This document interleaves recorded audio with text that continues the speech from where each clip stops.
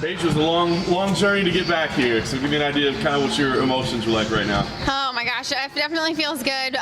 More than anything though, after that first round, I know I have a lot to work on still. I felt like I had a lot of ring rust, and it took my coaches talking to me in the corner, telling me what I needed to work on, and going into that second round, just listening to my coaches and really hearing them what won me that fight tonight. So what was the mindset then, like between rounds? I mean, were you a little down on yourself? I mean, what was the mindset, and what did you have to adjust? Yeah, I knew I lost the first round, and going into the corner, it's hard not to be defeated, knowing that you're, losing and down on the scorecards. But I know I was never in danger during that entire round. It was there was no positions where I felt like I was being threatened, and I kind of told myself, hey, I need to turn it up. It's time to turn it up. I was able to land a really clean head kick in the first round, and trying to use that striking again, but she was able to set up that takedown really well.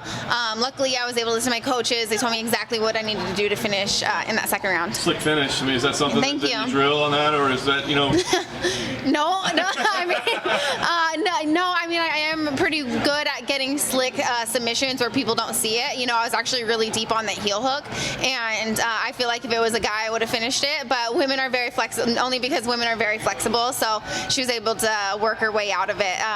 So I hope that I can continue to have these, amazing submissions, but hopefully actually be winning the round before I get them. Can you talk about what this whole experience was like for you? Because I mean, not that you're the bad guy, right? But I mean, you know what she went through. You know that there were people that were just pulling for like this fairy tale ending, but you got to worry about your own career, right? Not about her story. So I mean, has this been tough on you to be on the other side of this fight? No, not at all. I went into it, of course, when I heard her story. My managers called me, and I was kind of one of the first ones to know. Luckily, our managers are really good friends with her, so they kind of told us what happened and why she had to pull out of the fight, and I just felt so sorry for her. I luckily, haven't had to go through anything even close to that, but it's something that she's going to continue to deal with for the rest of her life, and it's traumatizing and awful, but the fact that she was able to even show up tonight is a huge triumph and a success. So, all prayer, I'm going to be praying for her and her family, and for her arm. I know I don't know what exactly happened with the armbar, but I had a long road to recovery, and it's really hard, but hopefully she can focus on some family time right now. So last thing for me, now you're back, you're healthy, you seem to be in good spirits right now. So what's next? I mean, do you feel like you need to make up for lost time? Are there opponents? Are there dates? Are there cards? What's the plan? Gosh, for me, what's next? My husband fights next in Bellator, so we're getting ready for that, and then of course I'll be training alongside him the entire time. So it's just straight back to the gym and whatever the UFC offers me. I didn't take a single punch tonight, so that was a huge benefit. I'm excited to get back into the gym and just go straight back to training. I was able to see a lot of my flaws in that fight and a lot of things I need to work on. Luckily, my husband's a national champion wrestler, so he's gonna fix a lot of my wrestling mistakes. How active are you looking to be this year? As active as I can, I was excited to kick off with the first, big win for my team, Gracie Baja Portland. Our next teammate fighting is Ricky Simone, fights a top 15 ranked guy here in the UFC, so he's next. And then I'm excited just to see what the UFC offers me. And what do you make of the flyweight division? Who's up there? Who do you think will be getting the next shot? Because it doesn't seem like there's a clear contender right now. No, I don't think there is a clear contender. It's a brand new division, and I feel like we need to see a lot more fights happen before we can see who is the top 5, the top 10. And it took a while for the strawweight division for that to happen. And I'm just excited. I want to see who is ranked in the top 15 right now, and hopefully work my way up to a title shot. I think I have a long journey to go, but I'm going to listen to my coaches and the UFC, and whoever they offer me is going to be what I take next. When you say a long journey, you think you have plenty of fights left before fighting for a title? Because you have a big name, and this is a pretty brand new division. So I feel like when I was in the strawweight division, I did rush myself to get to a title shot. I was rushing. I was chasing for a belt. I feel like right now I need to enjoy the process a little bit more, and I love what I do. I love being out there, and I am 24, and I hate when people are like, oh, you're so young, but it's absolutely true. I am so young. I might as well wait, develop my talent, and work my way up the division, and then really claim my title shot when I deserve it. And is that something that will come with time, and then you'll find out, or do you have perhaps like a certain amount of fights you would like to clock in before you get to fight? I would love to get like 2 or 3 more fights before that happens. I think that's a good timeline. Of course, hopefully I can get a few more fights right away this year. I'm not injured, and hopefully I don't, go re-break anything and have another year layoff. I definitely don't plan on doing that. So yeah, a few more wins, but of course, when my coaches say I'm ready, that's when I'll do it. And lastly for me, was it tough fighting Rachel, because you know what she's been through? So in some sort of way you want to wish her well, right? And you were very supportive throughout all this process. But at the same time, you have a job to do, and that's win. Yeah, it's definitely when the cage door closes, until you're punched in the face and someone's coming at you, everything else goes out the window. Of course, I'm going to wish her well and pray for her and her family, but, it's a sport. We owe it to each other to put on the best performance that we can, and I hope that I was able to do that for her, and she's going to come back stronger from this.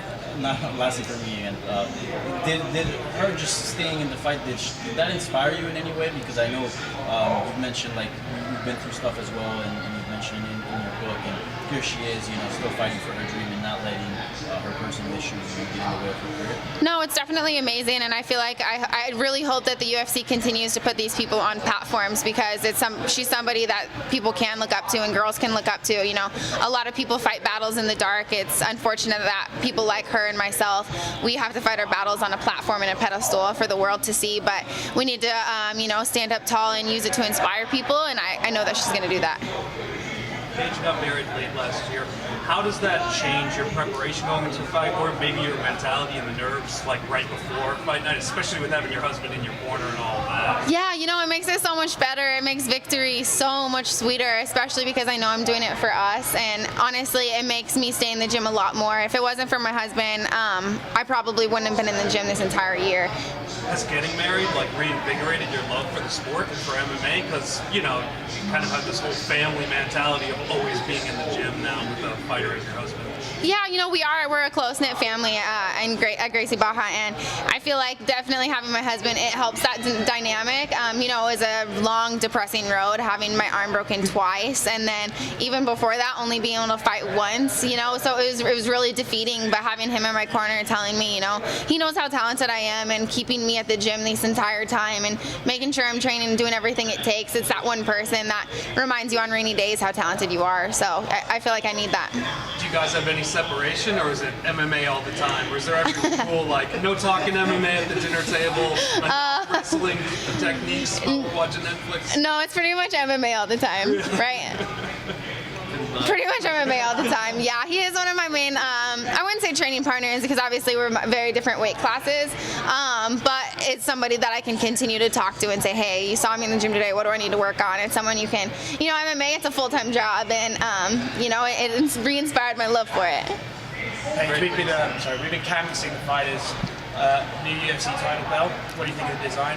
It's awesome. I actually haven't gotten to really look at it. I was focused all week on my fight, but I think it's awesome, and I think as the UFC developing these new belts, it just makes things way more exciting.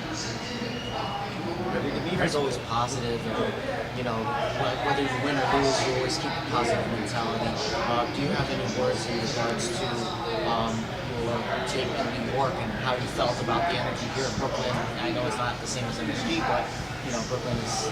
No, I feel like this is definitely the same as MSG. Fighting in New York, this was absolutely amazing. I just felt such an energy walking out to the octagon. And most of my fans, actually, if when I look at my insight on social media, most of my fans are from New York. So it was amazing to be able to fight here. This is my husband's favorite city. I wasn't able to enjoy it this week because I can't eat the pizza, but now I can. So we're going to go get some pizza right now. Where should I go?